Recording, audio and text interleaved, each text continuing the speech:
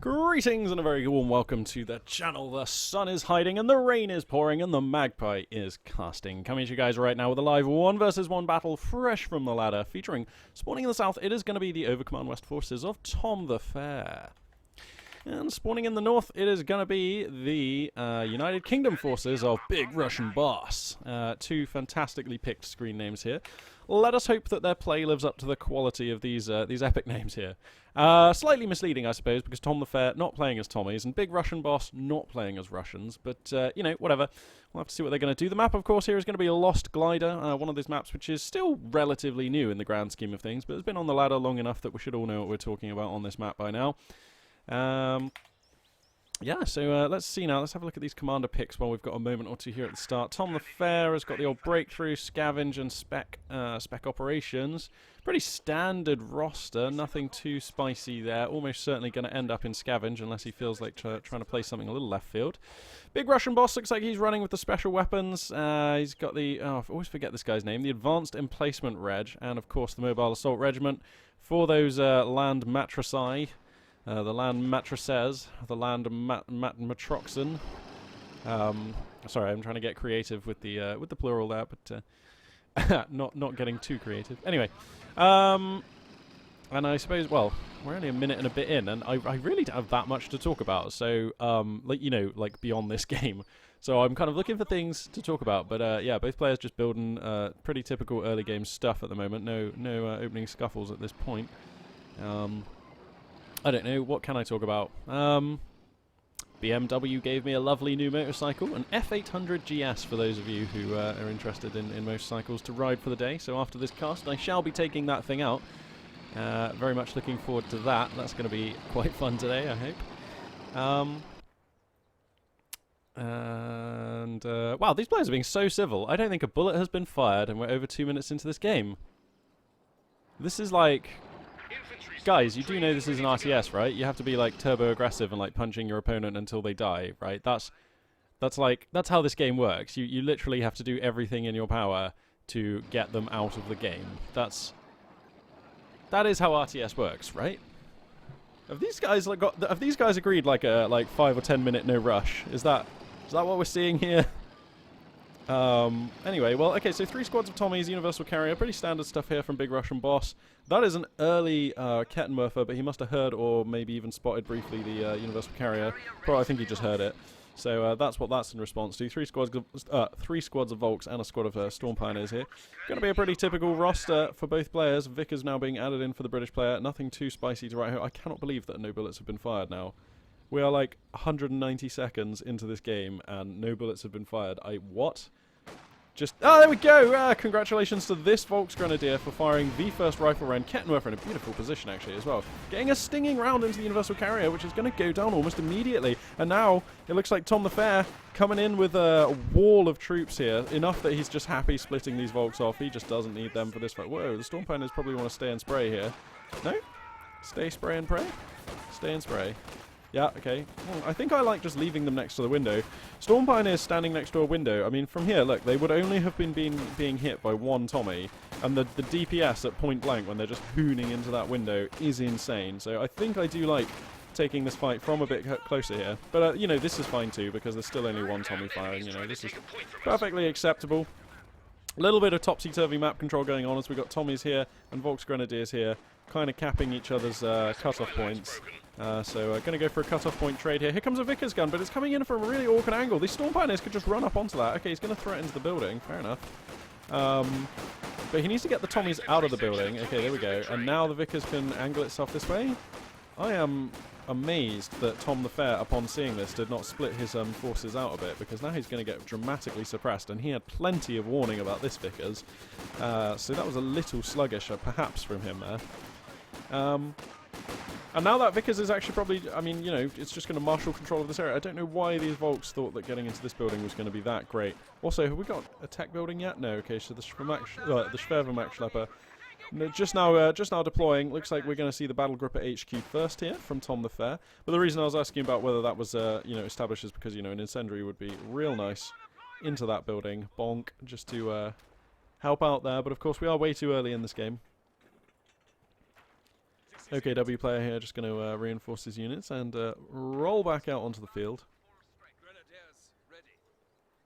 Off to a great start with that Universal Carrier, but I don't like the way he handled this fight. Like, I think I would have left the Storm Pioneers by the window to maximize DPS, because I mean, like, he just had like rolling amounts of force. You just want to roll your opponent at that point, and like, then the Vickers coming in, like, I'm pretty sure he would have had line of sight on that from here. I didn't check, but even if he didn't, even if the first he knew about that Vickers was when it got into the building, you can immediately spread your squad. Send one squad of Volks up to like here, send the other squad of Volks over to here, and I reckon, for my money, just like run the Storm Pioneers up to the window. It's up to you how you split those guys, but I think pre-splitting them before that Vickers starts firing would have been a really good idea. Anyway, looks like we're going to have a light gun here for Tom the Fair. Going to be adding that indirect fire piece into his roster, and we're going to have to see how that's going to fare for him. Hopefully it's not going to be too terrible. Armored car construction to be ordered. And that is the sound of the AEC research finishing for Big Russian Boss, so that tells us something about his plans for his next unit. Probably just stacking up the manpower required here, and then we will have the armoured scout car on the way. And I don't know, I mean, I am still an AEC opener man. I just love AEC openers. I think if you're playing Brits and you're not doing an AEC opener, you really have to look yourself in the mirror and ask yourself why you're not playing USF. Because, I don't know, just the AEC for me is just the linchpin of the Brits' early power. It's such a fantastic unit, and maybe this is a personal thing, but a pleasure to micro. I do enjoy microing scout vehicles, like the Puma as well is another favourite of mine for microing. It's just good fun. It's just good fun. Anyway, that AEC is going to be on the field shortly. Light gun just making its presence felt. Going to be trying to hoom down some Tommies here. Is that a double lag? Oh no, it's just doing a lag barrage, yeah. So, yeah, I'm going to displace the Vickers here. All very annoying stuff for the British player. Armored car completed. Here comes that AEC now. Field control, let's crack the tack actually, and then we can talk about that a bit better. So the British player controlling the flanks, and right now centre control kind of, and I say kind of in OKW hands, basically whoever owns this church always owns the centre of the map, at least in the early stages. Leaving these Volks there, probably very wise, because if the Vickers gun can sneak into that building, it's such a headache for the OKW player. Yes, he has a lag, but the lag takes, like, not even kidding, like 10 minutes to chew through that church, so like, yeah, you're not going to get that Vickers out of there in a hurry. These Volks Grenadiers getting hung out to dry in a big way. That could be a squad wipe, and it is, yeah. I mean, Tommy's in cover, and no joke. You cannot leave your Volks out to dry like that. AEC, though, creeping in a little too far. Rakettenwerfer here, going to get one nice tag onto it. Not a second. And now these two weapon crews are very riskily positioned. Speaking of weapon crews, the Vickers gun just died elsewhere off of screen. Where was that? I didn't actually see where that went down. But yeah, getting a pick off on the Vickers gun. I think that was Volks from the church taking that shot. Okay, here it is, yeah. I didn't see what got that. But anyway, getting the Vickers gun is not bad. Kettenwerfer has retreated, so that's fine. Light gun has lost a crewman, which is annoying. I'm amazed that actually the British player doesn't split one of these Tommy squads just to come and push at this lag, because that would be frustrating for the Axis player. But looks like Big Russian Boss with other things on his mind. Couple of squads here, standing idle. So, I mean, I think it's fair to say, having watched 8.5 minutes of this game so far, that I mean, it was the top-rated game on the Live Games lobby, but we've seen a couple of errors from both players. These Tommies being idle just a little too long down here. Just a few little telltale signs that this is not, you know, a AAA-rated, top-tier, super amazing rated game, possibly. But that's fine too, because there can be a lot to be learned from watching players of you know, not necessarily the very pinnacle of the game play each other. Certainly, I find games like this somehow more relevant because, well, probably because it looks a lot more like games that I play. Because, you know, I'm certainly not AAA tier at this game. Anyway, yeah, let's watch and see what happens. Hopefully still going to have an exciting game here. That is a lot of DACA going into this building. But the Vickers gun gets into the church. Already pre-wounded, though. Oh, of course, because it was remanned. Yeah, these Tommies getting hosed. That, by the way, was the sound of a flak gun coming. The flak track, sorry. And, wow, flak track versus AEC doesn't sound so good. So this is brave from Tom the Fair. This is very brave. That flak half track is obviously incredibly potent, but also incredibly fragile. And remember, it doesn't get its free smoke until Vet 1. So until Vet 1, if this thing gets caught out by the AEC, it's just a dead duck. You know, this is a roasted turkey if that AEC comes around. And you know what? Even with the Kettenwerfer, I mean, this AEC doesn't have to be that fearful. Here it comes. Oh, Kettenwerfer is in a beautiful position, though. So he's going to get an ambushing shot here. Kettenwerfer, there it is. And the flak half-track even picking in some more damage. Oh, Kettenwerfer with a savage miss on that next shot, though. But doing its job, warding off the AEC for now. Vickers gun in the church here, probably going to start shooting at this Vickers gun, so that's going to have to get out of here, I think. I would fall that one back. Oh, he's actually just going to marshal it through here. Okay, doesn't have to fall back. Nicely done. Field control, by the way, of course, firmly in British hands, and we've now got the triple cap established for the British player. The linchpin of that lineup, by the way, is just having the Vickers in this building. Okay, which it's now not, but if you have a Vickers in this building, it just gives you such good control of the central line of the map, in my experience. So, doing that nicely. Flak half-track here, just going to find some Tommies. Oh no, the fallback path on these Tommies a bit savage. That is going to take them past the flak half-track, which does like pretty good damage, as you can see, to retreating units. That was pretty grisly. Getting on its way here to a Star of Veterancy, which Tom the Fair will be glad to have, because that gives it the smoke. You know, that is the first Star of Veterancy is probably the most important on a flak half-track. Like, the other stars do good stuff as well, but that first star really increases its survivability, and the fact that this smoke is actually free is sweet. You know, it's really nice. You can just like, oh, my flak half-track's in danger. Oh, mortar pit coming down in what I have to say is a really nice position. This is a great position. It's even shielded from the church by this line of sight blocker, so even if he loses the church and an MG34 gets up in there, this mortar pit's going to be safe, and this is going to be such a headache for the OKW player if he doesn't manage to answer it immediately. Also, weapon racks and Bren guns. It's been a while since I've heard the thupper thupper thupper of a Bren gun firing, but that is always music to my ears. I am a Bren gun lover. I mean, how can you not love them, man? Duff, duff, duff, duff, duff. They're just so good. Yep. American players, they can keep their BARs. What is this guy doing? He's so far away from his squad. Here we go. Yeah, American players can keep their BARs because the Brens are just sweet. Anybody who's seen Lock, Stock and Two Smoking Barrels, there's a Bren gun moment in that film which will always be hard to forget for those who've seen it. I won't say any more, but if you've not seen that, it's probably worth a watch. Anyway. Some shoe mines going to be appearing around the map now for Tom the Fair, and that is a nice way of diversifying his threats and also spending his munitions. And might catch out an AEC, doubtful, but might. Mortar tubes here going to reposition. Looks like they want to fire at the Volks in der Kirche. In das in der Kirche? I don't know what the gender of a church is actually.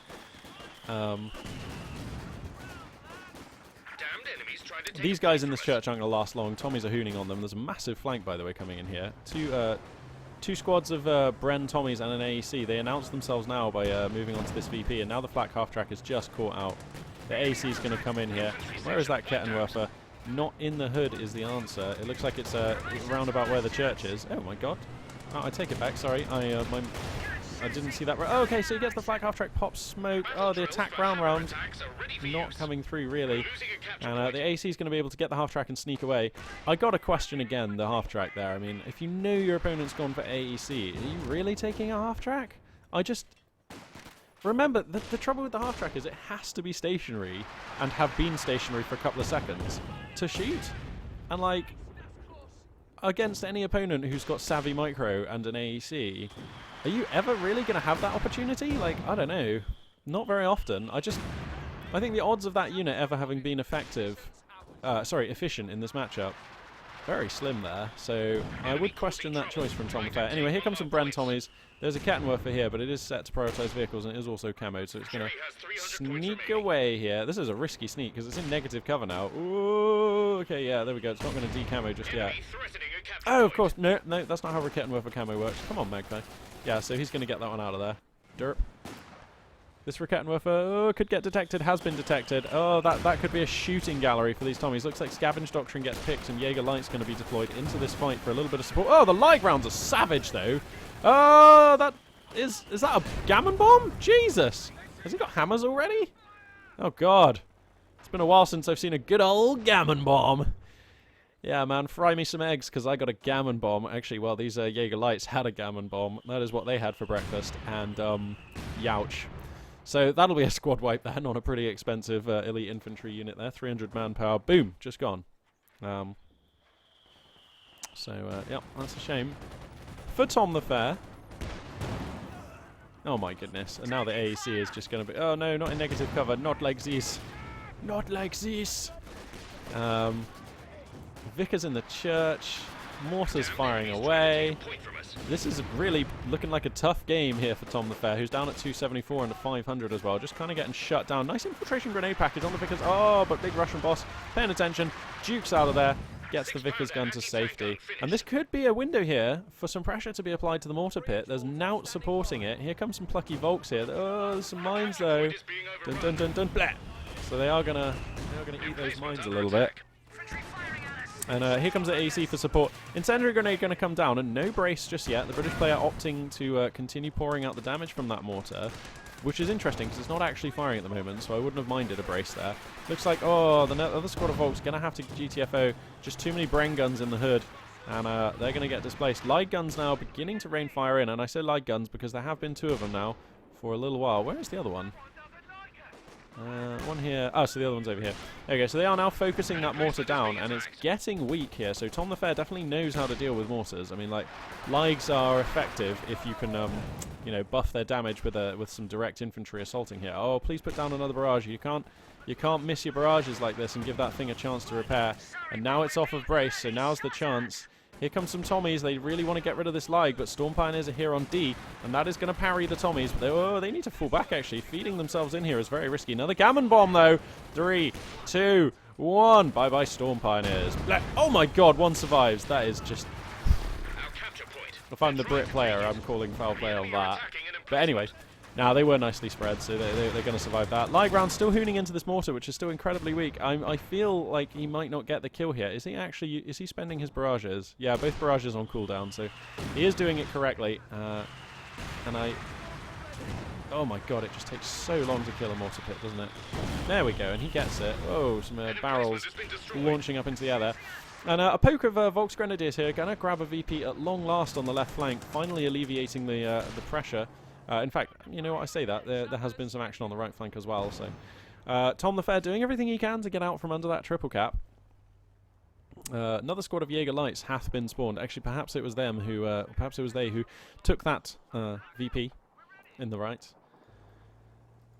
These Volks awkwardly having a little break here, just having a little smoke break here instead of actually, you know, capturing that. Smoking. That is Rauchen, I believe, is the German verb. Having a little Rauchen break here.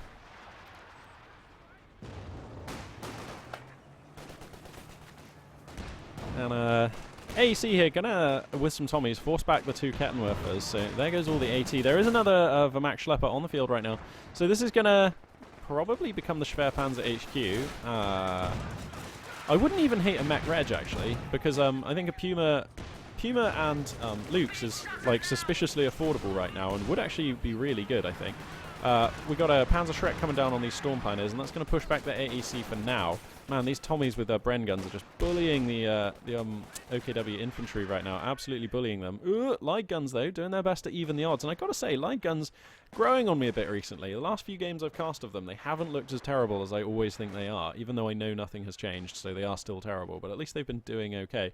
Jaeger Lights here with the crack of a sniper rifle, just going to pick off a Tommy there. And now there's like a one-man Tommy being like, hero behind enemy lines. Who is this guy? Damn. Private Osborne here going in hardcore, and now look, Sprint comes down, a squad wipe has been sent. The Jaeger Lights here just going to push this guy away, and big Russian boss, I mean, well done. Oh, actually, you know what, the sniper rifle could hit this guy, and that would be a squad wipe. Here we go. Oh, and that's the miss. You heard the rifle fire there, the G43. That distinctive crack of the muzzle report off of that rifle, but Private Osborne gonna survive for now. He's gonna sneak away and try and get some friends to come back with.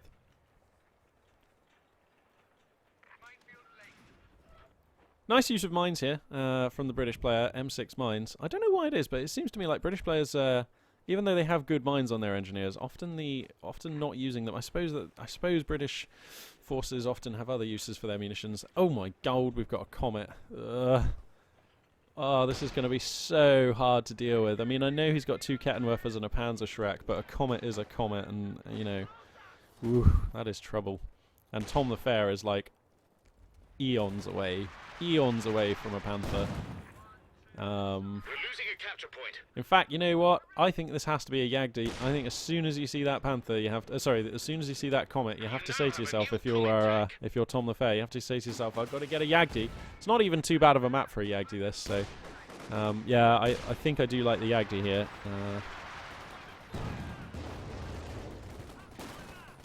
British forces going to be grabbing this leftmost VP. The triple cap has been fairly brutal and kind of established for a lot of this game from Big Russian Boss. Here comes the Comet, making its presence felt immediately. Tank Captain taking prompt timing here from Big Russian Boss. Hooning on into these Storm Pioneers, who are unable to have the range there. Light, by the way, finding a lovely hit on those Tommies. They should pull back because they are now slightly in jeopardy. Oh! And a Kettenwerfer finding a sneaking hit onto that Comet, though. But these Storm Pioneers need to get out of here. They are staying for quite a long time. But that's an expensive squad with a Shrek that you don't want to lose. And it's so easy to lose sight of squads in buildings. I think we've all done that. Where you're like, oh, where is that squad? Oh, they're dead. Oh, I left them in a building. Like, you know, we've all done that from time to time. Oh, good lag hit again, man. These lags are actually providing some value in this game. How many kills are we up to? 7 and nearly 2 stars of veterancy. 5 nearly 1 star of veterancy. So coming on a bit, still absolutely not justifying 600 manpower. Sorry, 660, I believe. They haven't been adjusted down, have they? They're still 330.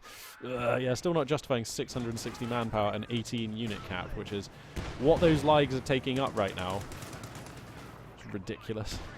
But anyway, AEC still being nice and active, policing some Volks over here on this flank, which is really very nice. I mean, like, the Schwerpanzer HQ pick is just really suspect, if you ask me, because like you're not building Obersoldaten because you've got Jaeger Lights and you're spending all your manpower elsewhere. You know, it's not providing any field control with its flat cannon, and even if it was, that would be dubious because there's a Comet on the field, so you don't want it to be exposed. You're not going to be able to build a Panzer IV or a Panther for ages, and even a Yagdi is going to take you time to get to here. So I think I really much prefer recognizing that you're behind on map control, that you're never going to be able to compete in terms of like sheer tech. Like you're not going to be able to answer this Comet, you know, with an appropriate armored vehicle in any kind of timely manner. So I actually think I like going for a Mech Reg here instead of this Schwerpanzer HQ. I think if that was a Mech Reg, then you can come out with a Lux and a Puma, and then move into getting a Stuka-Zafus or a Werferman a bit later. Nice hits from these legs.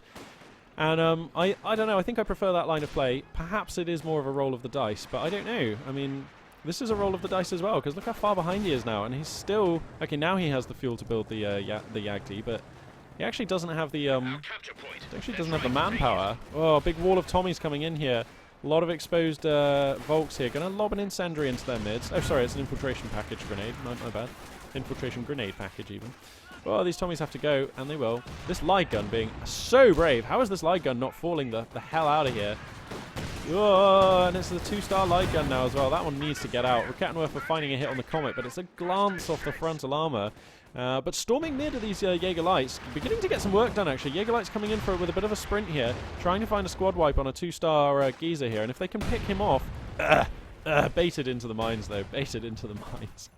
And that is brutal. That is brutal. I didn't even see those mines, so yeah, I think Tom the Fair there, I would have fallen foul in the exact same way. This light gun is subtracting the urine. It's just sitting here like 10 meters away from these guys, just flailing shells into them. Please, Comet.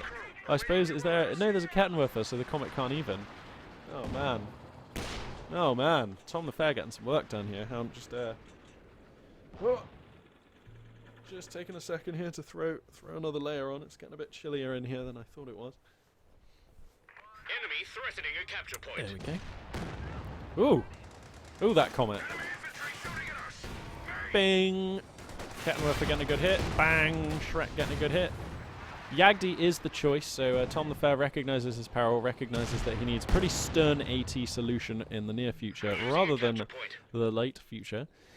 So that's what's going to happen. Oh, another Tommy here. Could have been squad wiped by the crack of the G43, but he's going to escape. Big Russian Boss, actually, I haven't actually really seen him lose many squads, other than that mortar pit, but... so, yeah, through part luck, part skill, he has not lost many squads that way, so that's pretty good. I mean, by that, you know, hasn't lost many squads by having them be shot. A couple of opportunities for squad wipes, but none of those final hits coming through here for the Axis player. Yagdi going to be moving on to the field momentarily, and then we'll be able to investigate his choice of camo. That's the sound of a Vickers. So here we go. Here comes the Yagdi. Choice of camo. Oh, dearie me. I give him like a C+ for camo choice. A good effort, but I mean, I think we've all seen this camo too many times. There's that Kettenwerfer chipping in against the Comet again. I mean, the story of this game seemingly is Big Russian Boss has just had the upper hand this entire game. I mean, this could change. The Axis army is now bigger in terms of unit count. Bear in mind that's being inflated by the Ligs, though. Has now got a Yagdi, which is scouted pretty much straight away here. These Tommies gonna see that. Ooh, crack of that G43. Some guy just gets hit right between the shoulder blades. Oh, another medal for marksmanship. Oh, the Ligs, though, punishing still. Nice control over here on the left flank. Volksgrenadiers and an overwatching Kettenwerfer here is a pretty smooth choice. That was a big boom and a squad's gone. What? Oh, so the big boom is the coordinated fire coming down on this location. Squad's gone. I think that was a Tommy squad getting picked off somewhere. Didn't exactly see where. And Tom the Fair here, recognizing a nice opportunity, moving forwards at good timing, going to grab this building. Oh, that is unfortunate. Getting his Yagdi tagged by mines is a massive deal, because a Yagdi without maneuverability and speed is a dead Yagdi. There's an AT gun and a Comet here, so I think this is just a dead Yagdi. Field repairs are going to be attempted here, but it's too little too late. With the AT gun and the Comet, that will be a dead tank hunter, and oh dearie me, Tom the Fair. I like his instinct, and I liked moving up into position here, but you've got to be careful against an opponent who's already demonstrated that they are savvy with mines. Got to be careful rolling forwards with one of those, and no detector in the roster here for Tom the Fair means that he will fall foul there, and mines are going to cost him his Yagdi, and that is his premier anti-tank unit right now, and without that, this Comet could just go on to dominate here. We'll have to see, but yep, could go on to dominate. Also, despite having a nice piece of field domination, not grabbing the middle VP here is Tom the Fair, so only stalling the VP situation rather than beginning to erode his opponent's score. I'd love it if he would just sprint some Jaeger Lights back or something like that. Whoa, Volksgrenadiers just getting lawn-mowed here by the Bren guns. There's so many Bren guns. Oh, dearie me, that's so much Bren gunning. Jeez. These Jaegerlights desperately trying their hardest here, but anyway, AC is going to rotate over into mid, and that will make life a little harder here for these Axis units to do anything good. Ooh, and now these Jaegerlights ought to be falling back. Yep, there we go. Gonna grab mid now is Tom the Fair, and I do, you know, he's got a reasonable hold on the map. Kettenwerfer and Volks in this building is a nice choice, although that's just so many Bren guns, they can probably just push them out of the way. Clustered Tomets, though, clustered Tommies, sorry, will be a nice target for these light guns. So probably able to maybe get some attrition onto the UKF here. Second Comet, by the way. That was the announcer just announcing the arrival of that second Comet. So that's really scary. 2 Comets is horrendous news. Lots of Kettenwerfers around the place, but I mean, it's not enough. An Ostwind? Really? What part of this situation did you warranted an Ostwind? Oh, that'll be a dead Ostwind immediately. Finds itself in some kind of triple spit roast here, getting taken down by all of the greatest hit list of British World War II armor here. This is just devastating times. Okay, he might save the Ostwind here. Yep. Okay. Oh man, Ostwind? Really? I just don't know what on earth this can possibly hope to achieve. Against 1 Comet, you cannot build an Ostwind. Against 2, and I realised that he hadn't scouted the second one by the time he clicked that Ostwind, but oh man. This is just a very nice looking paperweight, really. Really? This is so late for an Ostwind. And not to mention the prevailing weather conditions do not favour an Ostwind. Interesting. Oh well. Anyway, Royal Engineer's going to grab back mid, and that will put the squeeze back on Tom the Fair as the VP situation will start sliding against him once again. 162 at the moment, under 458. So I take a sip on my drink here. So Tom the Fair in a pretty dire situation here. The Comet's here just awaiting repairs, and I'm sure that those will be forthcoming momentarily. Oops, looks like Russian Boss gone ahead and picked a commander, and it is the Land Mattress commander. And the Land Mattress entering the field now, as you just heard from the announcer.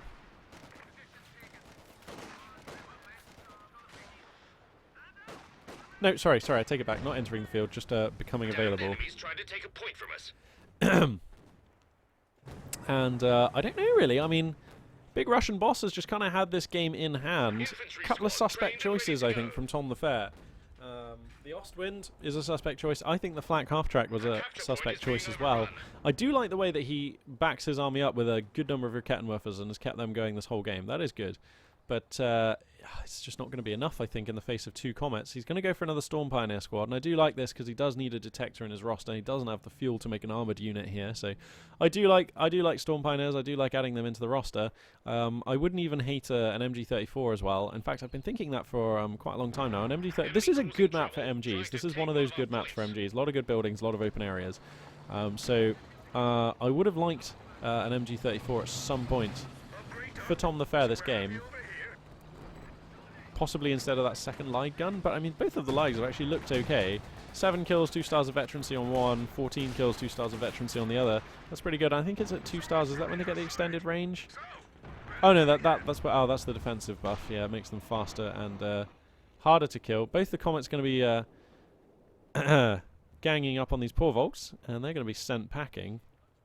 And I mean, this just looks to me like a board where the British player, barring a major mishap, should just aim to seal the game as quickly as possible and just kind of win, I think. How much unit cap has he got? So he's got 9 unit supply to play with, which is 8, 7. So really 7 units supply to play with. So he could add in like a small extra squad.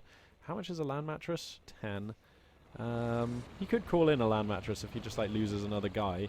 In fact, to be honest, with 2 comets, you can just grab this 6-pounder, throw it into your opponent's base, or like throw it around somewhere where you can get it killed and then force it down so they don't loot it, and then grab a land mattress or something. That is an option. Yeah, he's going to grab the land mattress. There it is. So the AEC getting some more use. This Ostwind trying to do something, and it did get some kills, but it's not going to be enough really, and it's going to have to now fall back and repair for a bit. Storm Pioneer is going to be tasked with that just now. Where is that land mattress going to? Here it is. Okay, looks like it's coming on down to the left flank here. British infantry doing a nice job of capping up on the right flank, and I do like the positioning on these comets. They could be a teeny bit further forward, but I do really like them being here, because from here they can respond nicely. And let me crack the tack. They can just instantly redeploy to the thick of the fighting whilst the infantry form the front line, providing the recon and the line of sight so you know exactly where to deploy those comets. This is good savvy Company of Heroes 2 basics. Don't keep your tanks on the front line unless they aren't being actively used. Don't have them sitting facing front of fog of war, because that's when things can go wrong.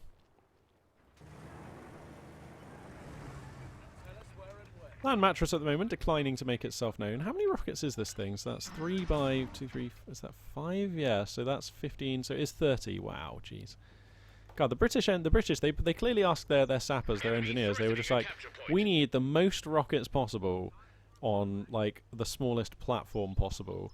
What can you do for us? And so they basically came up with, effectively, a wine rack. A big old wine rack, but for rockets. On wheels, so you just drag it into position. Beautiful. Very simple. Very cheap. Fair enough. As for its name, the land mattress, I don't actually know how that is derived. A searchlight half-track. Booyah! Fear not, OKW fans. This game is in hand once again. The searchlight is here. The infrared half-track is gonna turn this game around. Here we go. Ostwind here actually finding a window to be a bit useful, pushing back this infantry over here. The comets are repositioning over here, realizing, I think, Big Russian Boss realizing that Tom the Fair, focusing his efforts on pushing out onto this left flank here. 3-star Tommy squad here probably wants to fall back. There are Jaegerlights with a line of sight on this guy here. Not focusing fire right now, but you never want to leave these guys around any longer than you have to. Massive flash fallback across all the squads seems a little unwarranted, but anyway. Here come the comets. And the comets will push back most of this stuff, I would have thought. Those Volks Grenadiers need to run, and they will. And Tom the Fair here just going to continue his slow death. Going to grab this VP for now, keeping him from bleeding at turbo rates. Big wall of British infantry coming in here. You know, I would really love it if Big Russian Boss would get the 5-man squad upgrade. That's another thing that he could use. It would be very useful. Just buff the durability of these Tommy squads. Just keep them out on the field a lot longer. Double Shrek Storm Pioneers coming in here, or rather 2 squads of Storm Pioneers with Shrek coming through. Oh, Phosphorus Shell gets used there. Gross. And now it could be a Crush. No Crush forthcoming, but still the Storm Pioneers are forced back. What is this infrared half-track up to right now? Okay, looks like the half-track going to be covering kind of right and mid with its arc.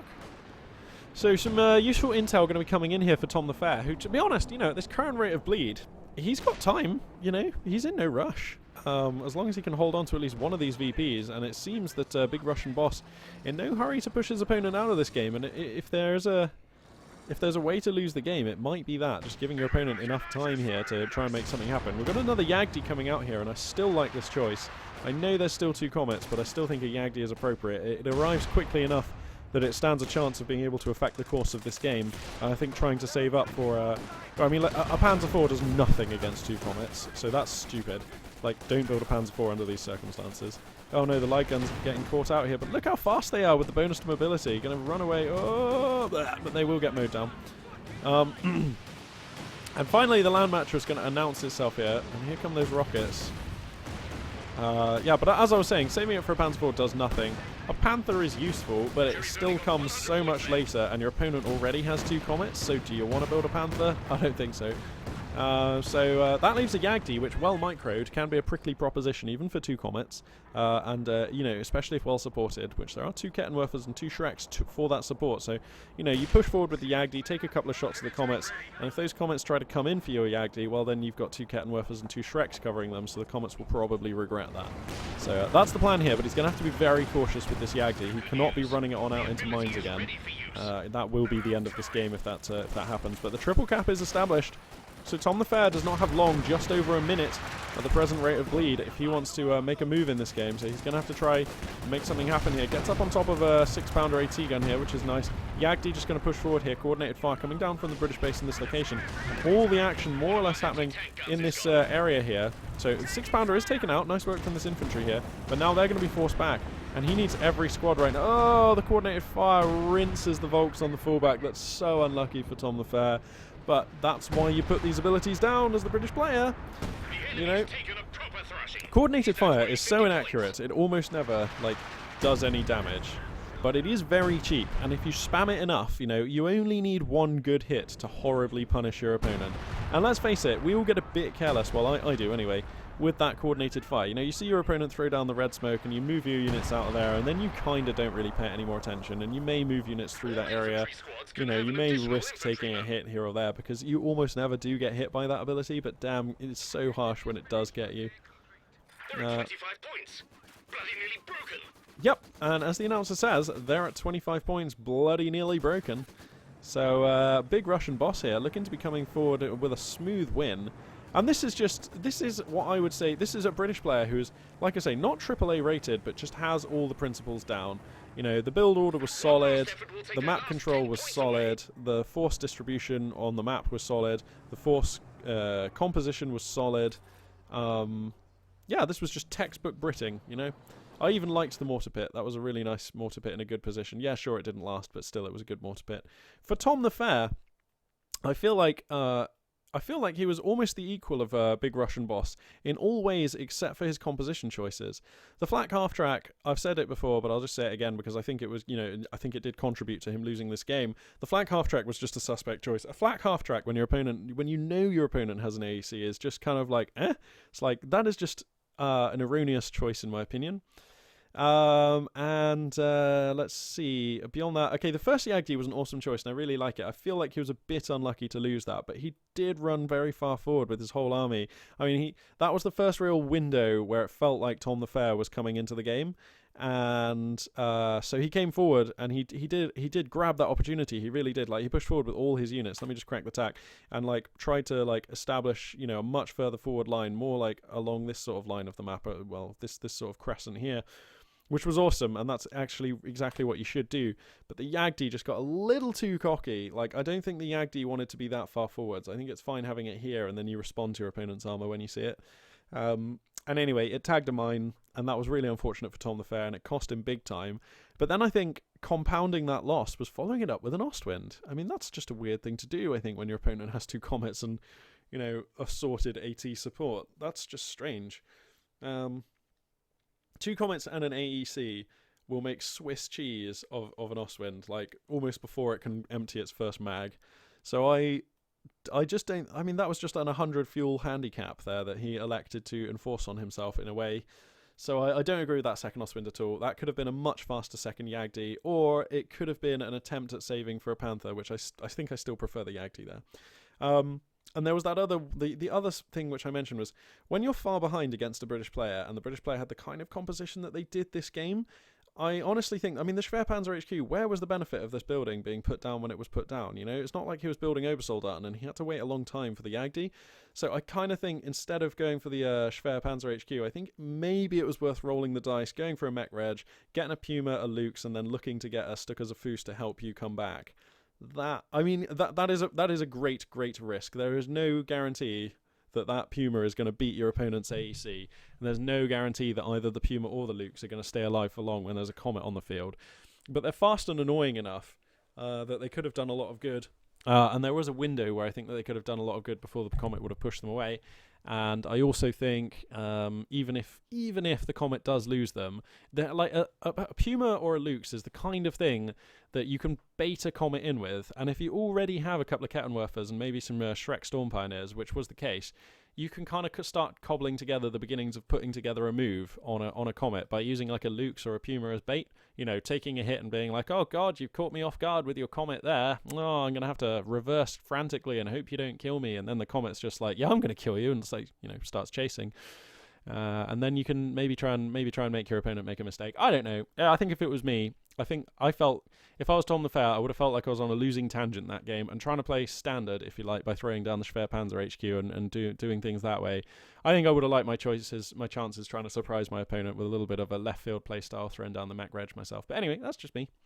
So, yeah, good game here from Big Russian Boss. Definitely a solid, competent player. A lot to learn from here. British players who are kind of, you know, picking the game up. And Tom the Fair, also solid, competent plays, except for those things that I think I highlighted just there. So, yeah, thank you very much for watching. This for now will be Magpie842 signing out.